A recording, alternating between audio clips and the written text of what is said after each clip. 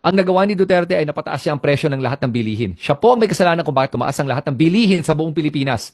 Bakit? Dahil bago naging presidente si Duterte, ang ating national budget ay nasa 2.5 trillion pesos lamang. Nung naging presidente siya at pag-alis niya nagbilang presidente sa kanyang termino, umabot na ng over 5 trillion pesos ang national budget. Hindi lang yon ang nagpataas ng presyo ng bilihin ay dahil bago si Duterte naging presidente, yung ating national debt ay nasa around 5 trillion pesos. Pag alis si Duterte, umabot ng 14 trillion pesos ang utang ng Pilipinas.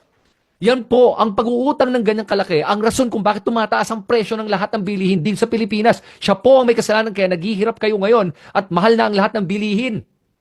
Oh, yan ang ginawa niya.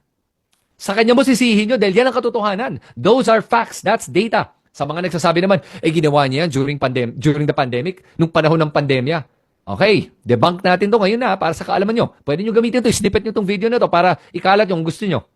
Nung panahon ng pandemya, umutang siya ng about 2 trillion pesos.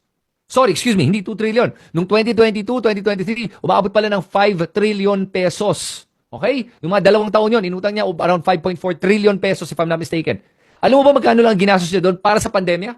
540 billion pesos. 1/10 nung sa inutang niya. Oh, asa nagpunta yung ibang pera na yun na inutang niya? Ha? Kaya huwag tayong magbobolahan dito. Huwag na tayong maging mangmang. Yun ang sinasabi ko lang. Kaya pag may nagsasabi sa inyo na, maganda yung panahon during the time of Duterte, umutang siya para sa atin. Hindi, umutang siya para sa kanya at sa kanyang mga cronies. Okay? Na hindi man lang Pilipino. Lahat yan mga dayuhan. Huwag natin kakalimutan yon. Okay? So, malinaw